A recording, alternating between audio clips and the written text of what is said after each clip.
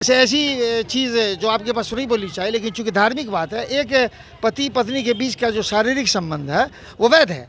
लेकिन रोज़ा की स्थिति में अगर कोई आदमी भूखा प्यासा है और अल्लाह के नाम पर उसने रोज़ा रखा है तो पति पत्नी का शारीरिक संपर्क वैध है, लेकिन रोज़ा रखते हुए ये अवैध है। उसका उदाहरण स्वरूप आपके सामने ये बता रहे हैं। तो इस तरह की बहुत सारी चीज़ें हैं, जैसे झूठ नहीं बोलना है, झूठ नहीं करना है। झूठ बोलना एक चीज़ है, झूठ करना एक चीज़ है। त्यौहार नहीं है, ये एक प्रोसेस है, ये एक इबादत है, ये एक पूजा का महीना। ईद का चांद जो है वो बहुत ज़्यादा हम लोग अक्सर ऐसे सुन भी लेते हैं कि ईद का चांद हो गया है, ऐसा कुछ बोला जाता है। कितना ज़्यादा ईद के चांद का कितना महत्व है इस पूरे त्योहार? ईद का चाँद जो है असल में पहले दिन के चाँद को हिलाल कहा जाता है। अरबिक शब्द है, पहले दिन के चाँद को हिलाल कहा जाता है, जो कुछ देर नज़र आने के बाद दूर हो जाता है। जैसे हम उदाहरण स्वरूप आपको समझाने के लिए बोलें कि नेहा झा हमारे लिए ईद का चाँद है। क्यों? साल के 11 महीने बीतने के बाद आज आप उदय हुए हैं। नमस्कार, मेरा नाम नेहा झा है और आप देख रहे हैं फ्रंटलाइन 24।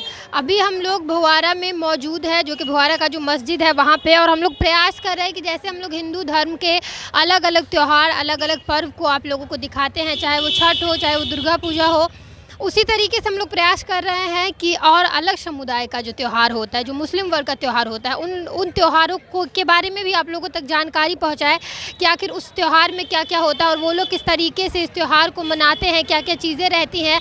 तो जैसा कि आप लोग जानते हैं कि अभी रमज़ान चल रहा है और ये पूरे 1 महीने का रमज़ान होता है। पूरे 1 महीने मुस्लिम समुदाय के जो लोग रहते हैं वो रोज़ा रखते हैं और उसके बाद जो है वो 1 महीना बाद ईद के साथ जो है वो ये त्यौहार जो है ख़त्म हो जाता है। तो यहाँ पे हम लोग मस्जिद के पास आए हैं और यहाँ के जो इमाम हैं उनसे बात करेंगे और जानेंगे कि क्या कुछ चीज़ें खास रहती हैं। पिछली बार भी हम लोग आए थे और पिछली बार भी इनसे बात हुई थी हमारी, और इन्होंने बहुत अच्छे से बताया था कि किस तरीके से हर धर्म को मानना चाहिए, हर धर्म की इज्जत करनी चाहिए और उसके साथ जो है वो इन त्यौहार में क्या सब होता है, क्या सब त्यौहार में होता है। जो लोग नहीं देखे थे उनको बता दीजिए। सबसे पहले तो नेहा जी आपका धन्यवाद। गत वर्ष की तरह इस साल भी आप यहाँ पधारे। यहाँ की जो जामे मस्जिद है, बड़ी मस्जिद, उसके मुख्य द्वार पर आप आए। पिछले वार्तालाप में पिछले वर्ष बहुत सारी बातें रोज़ा रमज़ान से संबंधित आई थी आपके सामने। आप मेरे घर भी आए थे, निमंत्रण आपने स्वीकार किया था इफ्तार का। वस्तुतः ये त्यौहार नहीं है। रमज़ान महीने में जो पूरा महीना हम लोग बिताते हैं, इसमें एक मुख्य पूजा अर्चना होती है जिसका नाम रोज़ा है, जिसको आप लोग में भी कहते होंगे व्रत या उपवास। तो ये पूरा एक पूजा अर्चना का महीना है जिसमें शहरी खाने के बाद प्रातःकालीन हम शाम तक, जब तक सूर्यास्त नहीं होता है, भूखे प्यासे रहते हैं। और इस अवधि में केवल भूखा प्यासा नहीं रहना है, बल्कि सभी वर्जित बातों से अपने आप को अलग रखना है। बहुत सारी बातें वैध हैं, लेकिन रोज़ा की स्थिति में जब हम भूखे प्यासे होते हैं उसमें न कि सिर्फ नहीं खाना पीना है, बल्कि ऐसी बातें जो वैध हैं धार्मिक दृष्टिकोण से उनको भी नहीं करना है। जैसे कि क्या सब चीज़ें? जैसे ऐसी चीज़ जो आपके पास नहीं बोलनी चाहिए, लेकिन चूंकि धार्मिक बात है, एक पति पत्नी के बीच का जो शारीरिक संबंध है वो वैध है। लेकिन रोज़ा की स्थिति में अगर कोई आदमी भूखा प्यासा है और अल्लाह के नाम पर उसने रोज़ा रखा है तो पति पत्नी का शारीरिक संपर्क वैध है, लेकिन रोज़ा रखते हुए ये अवैध है। उसका उदाहरण स्वरूप आपके सामने ये बता रहे हैं। तो इस तरह की बहुत सारी चीज़ें हैं, जैसे झूठ नहीं बोलना है, झूठ नहीं करना है। झूठ बोलना एक चीज़ है, झूठ करना एक चीज़ है। दोनों को प्रतिबंधित बताया गया है। हदीस में आता है कि जिसने गलत बोलना, गलत करना, झूठ बोलना, झूठ करना नहीं छोड़ा तो उसको इसके लिए कोई ज़रूरत नहीं कि वो भूखा प्यासा रहे। अल्लाह को ऐसे रोज़ा की कोई हालत नहीं है। तो ये पूरा महीना जिसे आप त्यौहार बताए, ये वस्तुतः त्यौहार नहीं है, ये एक प्रोसेस है, ये एक इबादत है, ये एक पूजा का महीना। पूरा महीना बिताने के बाद जिसमें केवल रोज़ा ही नहीं रखा जाता, तरावी की नमाज़ भी पढ़ी जाती है, जिसमें पूरे कुरान के पाठ को इमाम के पीछे लोग खड़ा होकर रात्रि में 9 बजे 10 बजे जहाँ जो समय निर्धारित होता है उसको सुनते हैं। सुनने के बाद 30 दिन जब ईद का चंद्रमा उदय होता है, ईद का चाँद जब उगता है, तब जाके बाद वो ईद होती है, वो त्यौहार होता है जो आप कहना चाह रही है, जिसको हम ईद उल फितर कहते हैं, जिसमें सेवइयाँ हैं, लच्छा हैं, सब खाते हैं, खिलाते हैं। आप भी आइएगा, आप भी खाइएगा। और ये रोज़ा इफ्तार का जो निमंत्रण पिछले साल आपने स्वीकार किया था, इस वर्ष भी मेरे घर पे आपको आना है, उसको स्वीकार कीजिए और आगे का प्रश्न कीजिए।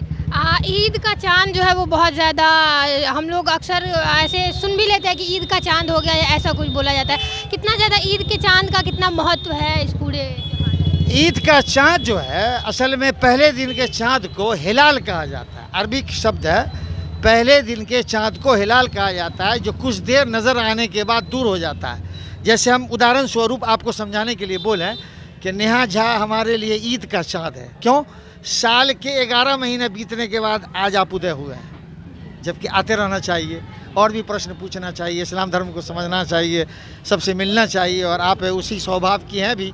तो हिलाल पहले दिन के चाँद को इसीलिए कहा जाता है, कुछ देर नज़र आने के बाद वो छुप जाता है, उसके बाद जो है ना दूसरा नाम उसका पड़ जाता है। और इसी मुहावरा के अर्थ में, इसी प्रचलित कथन के अर्थ में, जो आदमी आज नज़र आके फिर गायब हो जाए तो लोग कहते हैं कि ईद का चाँद हो गए।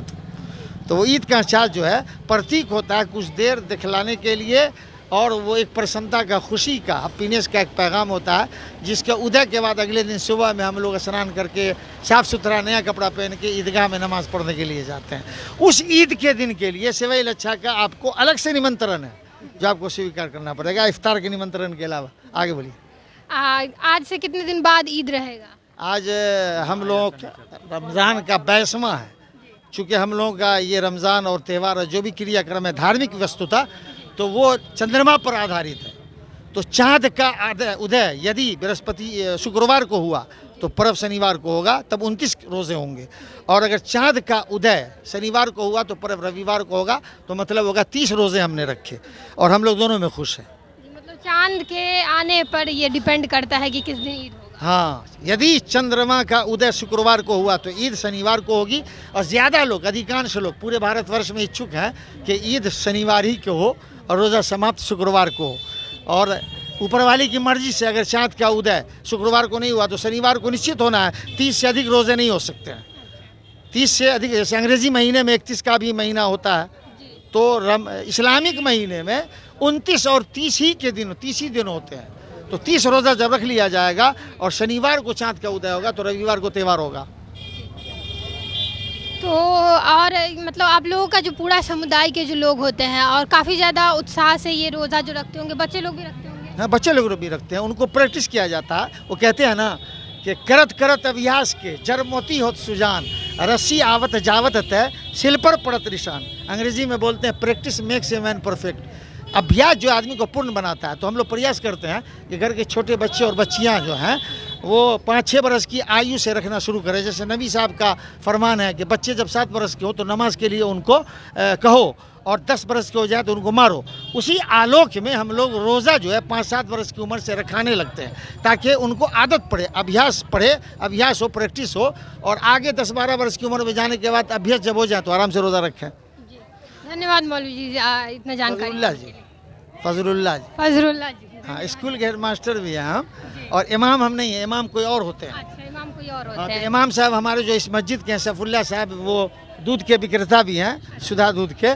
और असल में होता क्या है, बोलना अपनी जगह एक मामला होता है, नमाज़ पढ़ाना अपनी जगह एक मामला होता है, आपका प्रश्न करना अपनी जगह एक मामला होता है। सब आदमी सब मैदान का खिलाड़ी होता है, इसलिए वो बोल नहीं पाए होंगे और यहाँ पर आए नहीं होंगे, लेकिन वह काबिल आदमी हैं, होशियार हैं, समझदार हैं। उनसे मिलना होगा तो मिल लीजिएगा, लेकिन आप आइएगा कब रोज़ा खोल। तो देखिए, अभी हम लोग यहाँ पे इस मस्जिद पे मौजूद थे, और आप लोगों ने देखा कि कैसे क्या चीज़ें इन्होंने बताया है कि कैसे क्या चीज़ें इसमें होती है, चाँद का कितना ज़्यादा महत्व है, और कैसे बच्चे से लेकर के जितने भी वर्ग के लोग हैं, हर समुदाय के हर वर्ग के लोग जो है वो इसमें रोज़ा रखते हैं। और उसके बाद जो है वो ईद के बाद जो है वो ये त्यौहार, 1 महीना का जो त्यौहार रहता है वो ख़त्म हो जाता है। फिलहाल के लिए इतना ही, मिलेंगे किसी और नए वीडियो में, तब तक के लिए आप देखते रहिए फ्रंटलाइन 24। धन्यवाद।